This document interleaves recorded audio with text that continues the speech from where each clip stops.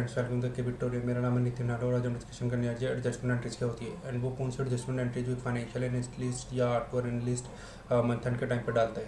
तो चलिए डिस्कशन करते हैं उसके बारे में। तो चलिए स्टार्ट करते हैं। चलिए सबसे पहले समझते हैं एडजस्टमेंट एंट्रीज क्या होती है। एडजस्टमेंट एंट्रीज क्या है, ठीक है। यहाँ पे हमें तीन चीज़ें पढ़नी है जी एडजस्टमेंट एंट्रीज के अंदर। वो तीन चीज़ें कौन सी है? एक तो ऑब्वियस है, हर कॉमन जो हर डेफिनेशन में होता है कि सबसे पहले तो ये है क्या, पहला क्वेश्चन तो ये है क्या। सेकंड है ये कब पोस्ट होगी, ठीक है जी। थर्ड क्यों होगी, इसका पर्पस क्या है, ठीक है। ये तीन क्वेश्चन होंगे आपके भी माइंड में कि ये क्या है, कब होगी और क्यों होगी, ठीक है जी। वन बाय वन इसको देखते हैं। एक तो सबसे पहले हम देखते हैं ये है क्या, ठीक है जी। तो हम देखते हैं सबसे पहले तो any entry which is posted, ठीक है नी। अब ये हुई एक बात। प्लस कब पोस्ट करोगे, सेकंड क्वेश्चन ये कब पोस्ट होगी, ठीक है नी। तो हम इसको कहेंगे at end of the period,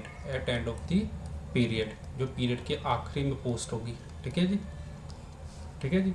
plus third क्यों होगी, पर्पस क्या है इसको पोस्ट करने का। एक तो हमने कहा कि क्या है, कब होगी और क्यों होगी, पर्पस क्या है। पर्पस है जी टू शो, ठीक है जी, करेक्ट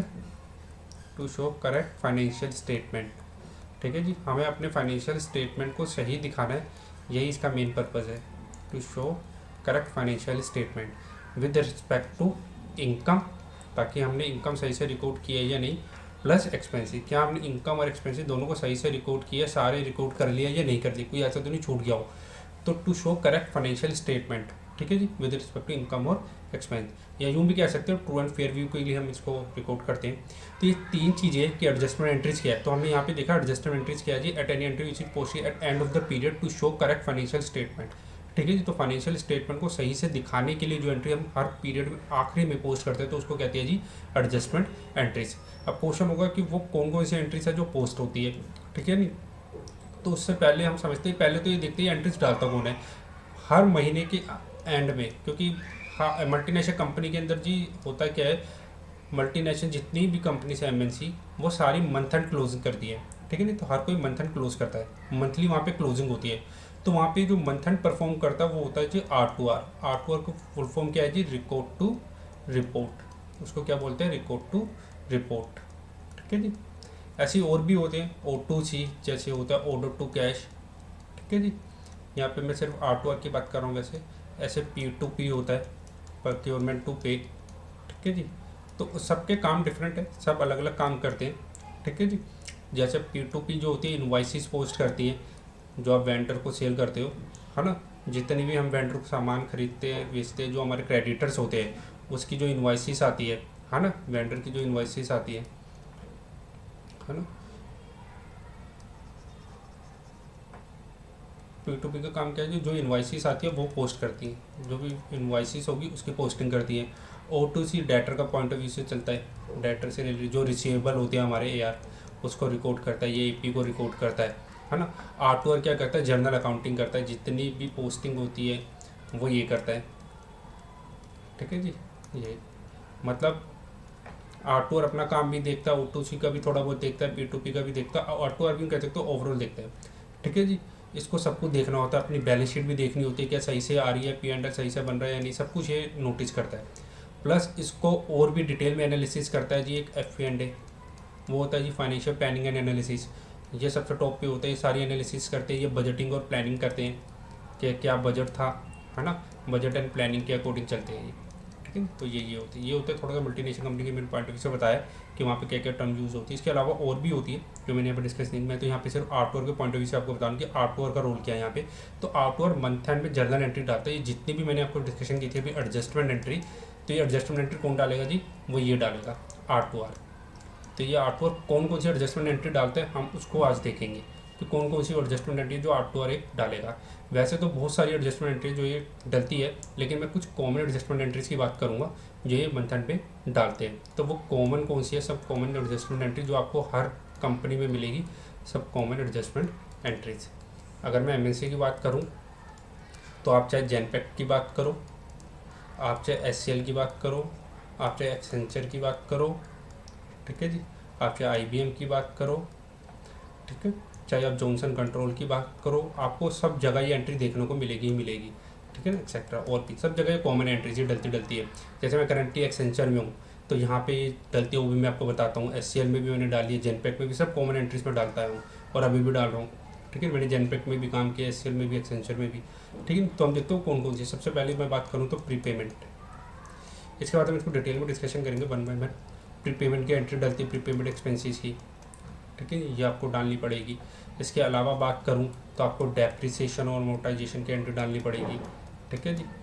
डेप्रिसिएशन और मोटा, ऑल्दो ये ऑटोमेटिक होती है, ये ऑटो डल जाती है, बट ये होता मंथ एंड का ही पार्ट है, चाहे ये ऑटो डलती हो, ठीक है जी। इसके अलावा स्टॉक ट्रांसफ़र की होती है या स्टॉक एडजस्टमेंट की एंट्री से अगर आप है तो वो भी आप डालते हैं, ठीक है जी। इसके अलावा अगर मैं बात करूँ तो एक्रीड इनकम की जो एंट्रीज होती है, एक्रीड इनकम ये आप डालते हो, ठीक है जी। डेफर्ड इनकम, जबकि वो दोनों एक ही कह सकते हैं, ठीक है। डेफर्ड इनकम, एक्रीड इनकम ये डलती है, ठीक है जी। इसके अलावा आप एक्रूअल डालते हो, एक्रूअल की पोस्टिंग। अब accrual with respect to PO हो सकता है, GRIR हो सकता है, ठीक है जी। इसके अलावा आपका इंटरेस्ट एक्रूअल हो सकता है, ठीक है जी, एक्सेट्रा। एक्रूअल बहुत सारे हो सकते हैं। इसके अलावा जो हम एंट्री डालते हैं जी वो होती है आपकी क्या कहते हैं उसको, ad hoc, ad hoc journal entries. Ad hoc का मतलब होता है कि किसी रिक्वेस्ट पे आपको, जो आपका क्लाइंट होगा उसको ये फाइनेंशियल बिजनेस प्लानर बोलते हैं, FBP, ठीक है जी। FBP बोल लीजिए, जो भी क्लाइंट कह रहा हो, कहने का मतलब ये क्लाइंट होते हैं, जो क्लाइंट कह रहा है आपको ये एंट्री भी डालनी है तो आपको वो एंट्री भी डालनी पड़ेगी। जो रिक्वेस्ट आई है क्लाइंट की तरफ से आपको ये एंट्री पोस्ट करनी है तो आपको वो एंट्री भी पोस्ट करनी पड़ेगी, उसको क्या बोलते हैं, एडोक एंट्रीज, ठीक है जी। तो देखते हैं जी प्रीपेमेंट क्या है। तो प्रीपेमेंट का तो नाम में ही लिखा हो जाए, pre plus payment, pre payment.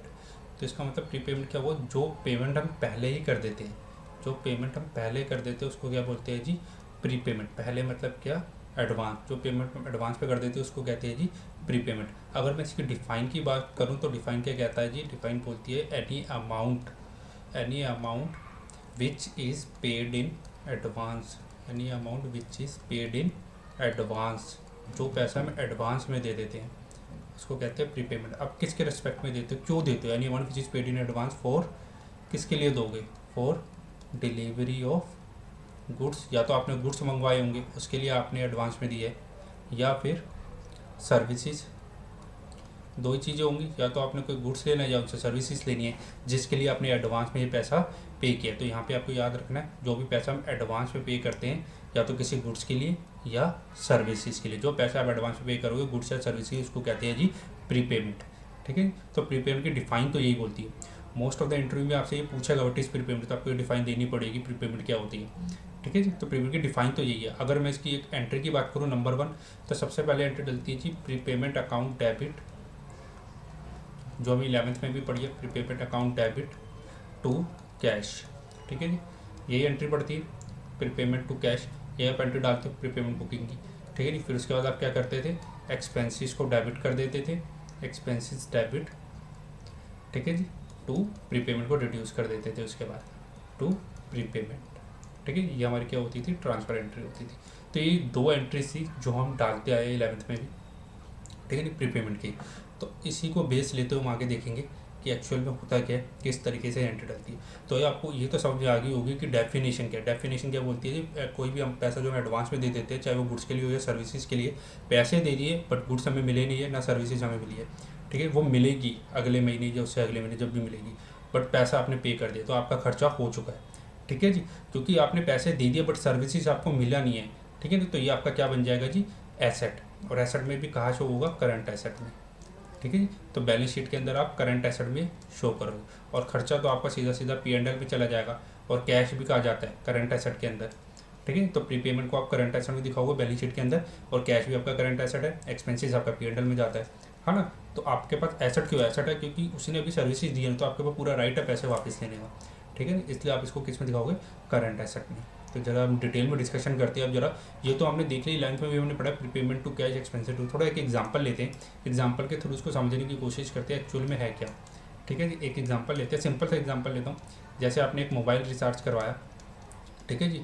हम मोबाइल को रिचार्ज करवाते हैं, तो मोबाइल रिचार्ज लेट से मैं एग्जांपल ले रहा हूँ कि हमने 600 का रिचार्ज कराया फॉर 3 मंथ, ठीक है जी। हमने 3 मंथ के लिए 600 रुपीज़ का रिचार्ज करवाया। ये अप्रैल के 600 जो हमने पे किया अप्रैल के लिए, प्लस मई के लिए, प्लस जून के लिए, ये हमने 3 महीने के लिए पे किया इसको पेमेंट। ठीक है जी, ये हमने 3 महीने के लिए पे किया। और याद रखना हमारी क्लोजिंग कब होती है, मंथली क्लोज करते हैं हम। ठीक है जी, हमारी मंथली क्लोजिंग होती है। ठीक है जी, तो मंथली करेंगे तो लेट से हमने ये जो रिचार्ज कराया ये अप्रैल में करवाया। ठीक है जी, ये अप्रैल में कराया, 1 अप्रैल को हमने इसको लेट से रिचार्ज करवा रखा है हमने। जो 1 अप्रैल ले लेते हैं डेट लेट से 1 अप्रैल 23। ठीक है, 1 अप्रैल 23 को हमने इसको रिचार्ज करवाया। तो अब इसका क्या होगा, अगर मैंने पेमेंट की है तो अगर मैं नॉर्मल बात करूँ, सबसे पहले एंट्री की बात करूँ, क्योंकि आपने पेमेंट कर दी है, ठीक है नहीं, तो आपका खर्चा तो हो गया। या तो मैं यहाँ पे डालूँ एक्सपेंसेस, जो नॉर्मल एंट्रीज होती है, एक्सपेंसेस टू कैश। एक्सपेंसेस मैंने डेबिट कर दिया, let's say mobile expense debit कर दिया 600, क्योंकि 600 आपने पे कर दिया, मोबाइल एक्सपेंस डेबिट टू 600। तो ये एंट्री एकदम अभी तक सही लग रही है, कुछ इशू नहीं है। अगर मैं P&L के पॉइंट ऑफ व्यू से बात करूँ तो P&L में आपका क्या आ रहा होगा, टू मोबाइल एक्सपेंस, यहाँ पे डेबिट हो रहा होगा टू मोबाइल एक्सपेंस कितने थे, 600 से। ठीक है जी, और तो कुछ भी नहीं हो रहा होगा, ये हमारी P&L की क्रेडिट। और अगर मैं बात करूँ बैलेंस शीट की, तो बैलेंस शीट के अंदर क्या हो रहा होगा, तो बैलेंस शीट की आपकी एसेट साइड के अंदर क्या आ रहा होगा, कैश। कैश में क्या हो रहा होगा, 600 600। तो ये डबल एंट्री मैच हो गई, कोई इशू नहीं है यहाँ तक। ठीक है जी, लेकिन अब हम थोड़ा और डिटेल देखते हैं इसके अंदर। यहाँ तक तो कोई इशू नहीं है। अब हुआ क्या है, एक इशू यहाँ पे क्या हुआ है, यहाँ तक की एंट्री में मेरे को दिक्कत नहीं होता, बट इशू क्या है, इशू ये हुआ है, ये एंट्री हमारी क्या ट्रू एंड फेयर व्यू दिखा रही है, तो ये ट्रू एंड फेयर व्यू नहीं दिखा रही। रीज़न, क्योंकि ये जो आपने कहा है कि 600 मैंने मोबाइल एक्सपेंस दिखा दिया, ये जो आप क्लोजिंग दिखा रही हो ये आप अप्रैल मंथ की दिखा रहे हो। आप ये P&L कब बना रहे हो, अप्रैल में। ये बैलेंस शीट कब की बन रही है, अप्रैल की। बट इशू क्या हुआ, इशू ये हुआ जब मैं अप्रैल की बना रहा हूँ तो बट इसके अंदर तो मई के एक्सपेंस भी जुड़े हुए हैं एंड जून के एक्सपेंस भी जुड़े हुए हैं, है ना। तो अब जो पीरियोडिक कंसेप्ट पढ़ता है वो क्या कहते हैं, जिस पीरियड के एक्सपेंस है वहीं पे रिकॉर्ड करोगे। तो किस पीरियड के एक्सपेंस है, ये पीरियड कौन सा है, ये अप्रैल के। क्या ये 600 सारा का सारा अप्रैल पीरियड का एक्सपेंस है, तो ये सारा एक्सपेंस के अप्रैल मंथ का है, नहीं, तो ये सारा एक्सपेंस अप्रैल मंथ का तो है नहीं। तो अगर मैं देखूँ ये 600 को अगर मैं 3 मंथ से डिवाइड करूँ तो 200 पर मंथ एक्सपेंस आता है। तो 200 अप्रैल, 200 मई एंड 200 ही जून, तो 3 महीने में ये डिवाइड हो रखा है। तो मैं ये नहीं कह सकता 600 सारा का सारा खर्चा अप्रैल का ही है। अप्रैल में तो हमने सिर्फ पे किया है, ठीक है जी। इसका मतलब हमने मई और जून के लिए हमने एडवांस में ही पे कर दिया। अप्रैल में आपने एडवांस में पेमेंट कर दी है जी, मई और जून के लिए। तो जब हम एडवांस में कोई चीज़ कर देते हैं उसको हमने क्या बोला था, प्री पेमेंट। जब हम एडवांस में कोई पेमेंट कर देते हैं उसको तो हम बोलते थे प्री पेमेंट। इसका मतलब मई और जून के लिए हमने अप्रैल में प्री पेमेंट कर दी है, ठीक है जी। प्री पेमेंट कर दिए तो आप उसको क्या दिखाओगे, प्री पेमेंट में। बट मैंने यहाँ पे प्री पेमेंट में ना दिखा के कहाँ पे दिखा दिया, सारा का सारा P&L में, जो कि क्या है, गलत। इसमें गलती कोई आपने मई और जून को भी यहाँ कंसीडर कर लिया, जबकि यहाँ पे सिर्फ अप्रैल के एक्सपेंस आने चाहिए थे, क्योंकि हम अप्रैल का P&L बना रहे हैं। जब P&L अप्रैल का है तो खर्चा भी अप्रैल का आनी चाहिए, बट हमने मई और जून का भी ले लिया। तो जो फाइनेंशियल स्टेटमेंट को सही नहीं दिखा रहा, करेक्ट व्यू नहीं दिखा रहा, ट्रू एंड फेयर व्यू नहीं दिखा रहा, ठीक है। कैश गया है, कैश ठीक है, बैलेंस शीट के पॉइंट ऑफ व्यू से सही है कि कैश आपका गया है, बट P&L आपका गलत इंपैक्ट दिखा रहा है, ठीक है नहीं। तो फिर सही कैसे करें, अब सही देखते हैं, सही को कैसे किया जा सकता है, ज़रा हम आगे देखते हैं और क्या कर सकते हैं। तो सबसे पहले हम देखते हैं अब अगर हम देखें, जब मैंने आपको कहा कि मैंने 600 को हमने निकाला 200 पर मंथ अप्रैल, तो इससे क्या हुआ, जब मैंने यहाँ पे सबसे पहले तो हम इसको, ये जो आपने एक्सपेंस किया 600 का, ये एंट्री तो आपकी 600 में पड़ी होगी, ठीक है जी।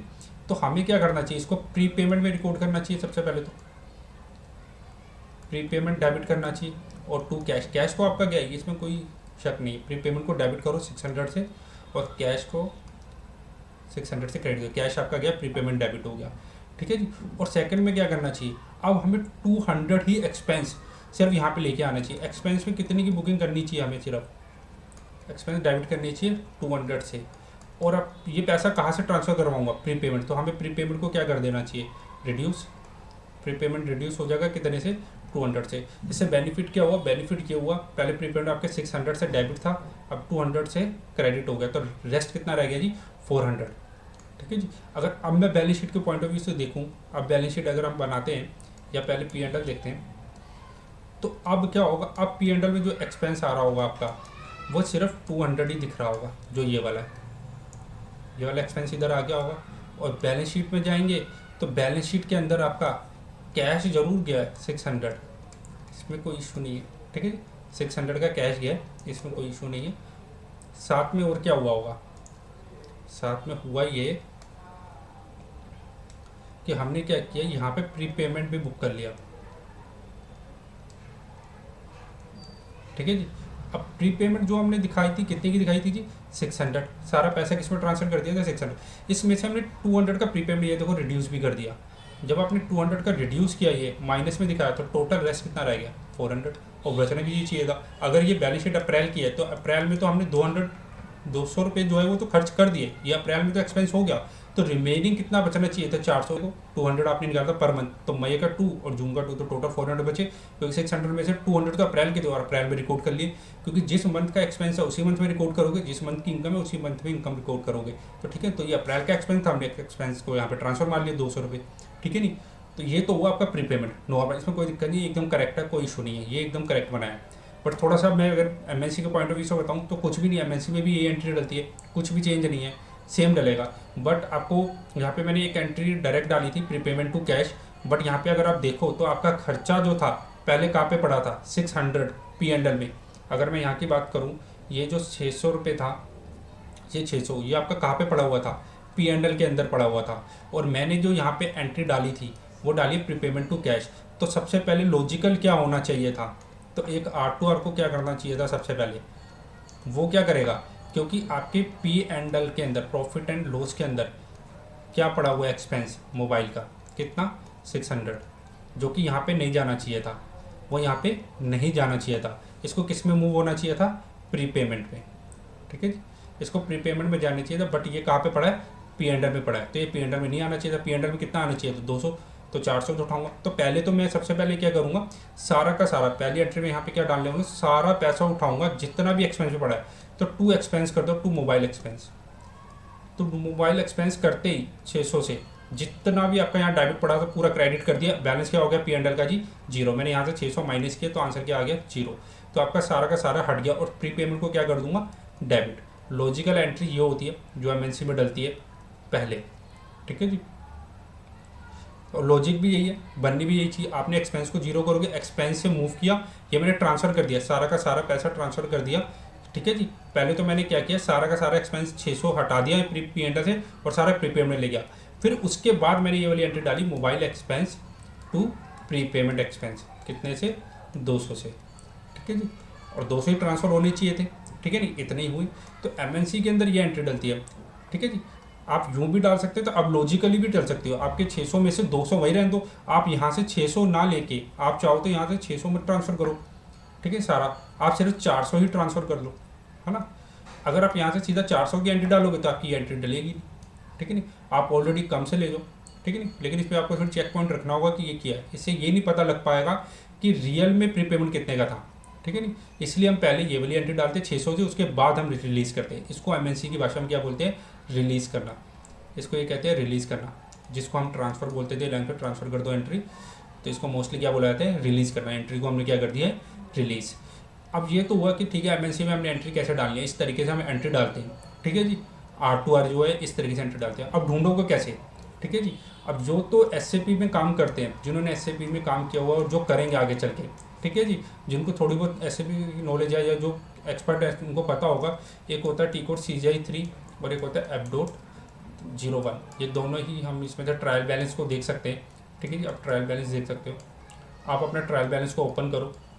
जब हम ट्रायल बैलेंस को निकालते हैं तो उसके अंदर आप एक्सपेंसिव साइड जो है आपकी, जो भी आपके खर्चों की लिस्ट है उसको आप चेक करो। इसमें आप फ़िल्टर लगा सकते हो, जैसे SAP के अंदर आपको पता है डॉक टाइप होते हैं, आपको पता ही होगा आपकी इनवॉइसेस के डॉक टाइप क्या कौन से होते हैं। जैसे मैं एक्सेंचर की बात करूं तो हमारे एक्सेंचर के अंदर मोस्टली RE और RV ये दो है जो डॉक टाइप जिसमें इनवॉइसेस पोस्ट होती है, ठीक है जी। तो जिन्होंने नहीं किया उनको तो जब करेंगे प्रैक्टिकली समझ में आ जाएगा कंपनी में, और जिन्होंने कर रखा है उनके लिए बेस्ट है, आप SAP में जाओ, CGI3 रन करो, ठीक है नहीं। CGI3 रन करने के बाद डॉक टाइप पे फिल्टर मार लो, जिसमें भी आपकी इनवॉइसेस पोस्ट होती है RE या RV, उसको फिल्टर कर लो, तो वहाँ पे आपके सामने क्या खुल जाएंगी, सारी इनवॉइसेस। अब यहाँ से आपको क्या करना होगा, सारी इनवॉइसेस को 1 बाय 1 ओपन करके चेक करो कौन कौन सी इनवॉइसेस पोस्ट हुई है। तो आप चेक करो कोई ऐसी इन्वॉइस तो पोस्ट नहीं की जो प्रीपेमेंट है। जैसे लेट से मैं रियल एग्जांपल देता हूँ, जो हमने देखा था हमारी बुक्स में, जब मैंने CGI 3 रन की, वहाँ पे एक एंट्री हो रखी थी RE से, ठीक है जी। तो एक इन्वाइस पोस्ट है, मैंने उस इन्वाइस को खोला तो एक ACM की इन्वाइस थी, ठीक है, जहाँ पे लिखा तो अप्रैल में बुकिंग हुई है उसकी, ठीक है। एक्चुअल में पोस्ट हुआ अप्रैल में हुआ है, बट उसके आगे लिखा हुआ था ये जो इन्वाइस हमने पोस्ट की है ये क्या है, फ्रॉम अप्रैल टू जून तक की है, ठीक है, जून 23। तो इससे मुझे ये पता लग गया जब मैंने उस इन्वाइस को ओपन किया तो इसमें ये दिख गया ये अप्रैल टू जून है। लेकिन ये अप्रैल टू जून का है, तो ये सारा एक्सपेंस किस में डल रखा है, लेकिन अप्रैल टू जून का इन्वाइस, और ये किस में डला हुआ है, मेरे P&L में। लेट से ये वही था 600 रुपये, ठीक है जी। अब ये 600 जो है मेरा सारा का सारा P&L में पड़ा हुआ है। जब मैंने एक्सपेंसिस की लिस्ट की, एक्सपेंसिस मेरी कितनी की एंट्री पड़ी हुई है, 600 की। और इन्वाइस पे क्या लिखा हुआ है, ये कब का है, अप्रैल टू जून का, अप्रैल से लेके जून तक की है ये एक्सपेंस। बट मैंने सारा का सारा एक्सपेंस किस में डाल रखा है, अपनी इसमें P&L में। तो ये लॉजिकली फिर से वही यहाँ पे नहीं आना चाहिए। यहाँ पे कितना आना चाहिए था, सिर्फ 200। अगर ये 3 महीने का है तो 3 महीने के हिसाब से यहाँ पे कितना आना चाहिए था, 200, लेकिन मैंने कितना डाल रखा है यहाँ पे 600। तो मैं यहाँ से सारा का सारा मूव करूँगा, सारा एक्सपेंस को यहाँ से क्या कर दूंगा, सबसे पहले तो क्रेडिट, एक्सपेंस क्रेडिट कर दो, सारा हटा दो, और प्रीपेमेंट में जाके क्या कर दो, इसको डेबिट। तो आपके प्रीपेमेंट में बैलेंस शीट में जाके खड़ा हो जाएगा 600। फिर वहाँ से रिलीज़ करो उसको 200 करके, ठीक है। 3 महीने तक सेम एंट्री आप डालते रहो रिलीज़ की। एट द एंड आप देखोगे आपने 600 किया था, 200, तो 600 जब आपने पोस्ट किया था अप्रैल में, 200 माइनस किए प्रीपेमेंट में, ये कभी होगा था प्रीपेमेंट एक्सपेंस में। फिर 200 मई में आप करोगे, 200 आप जून में करोगे, तो एट द एंड बैलेंस क्या आएगा आपका, नील, जीरो हो जाएगा, और पूरा सेटअप हो जाएगा, कुछ भी नहीं होगा। तो ये एक एंट्रीज होती है जो मल्टीनेशनल कंपनीज में डलती है। तो आप CGI 3 रन करके सबसे अच्छे तरीके से चेक कर सकते हो इनवॉइसेस को। तो ये एक R2R का काम है, जो एक R2R चेक करता है, ठीक है नहीं। तो ये सारा काम कौन करेगा, R2R। ये एक रिकॉर्ड टू रिपोर्ट एनालिस्ट का है काम, जो चेक करेगा। तो ये हमने डिस्कशन किया जी सबसे पहले जो प्रीपेमेंट क्या होता है। तो अब इसके आगे हम डिस्कशन करेंगे। ये तो हमारा प्रीपेमेंट हो गया और एडजस्टमेंट एंट्री क्या है। तो नेक्स्ट वीडियोज़ के अंदर हम देखेंगे एक्रूअल क्या है। अभी हमने बहुत देखने stock adjustment, accrual, interest accrual. तो मिलते हैं नेक्स्ट वीडियो के अंदर।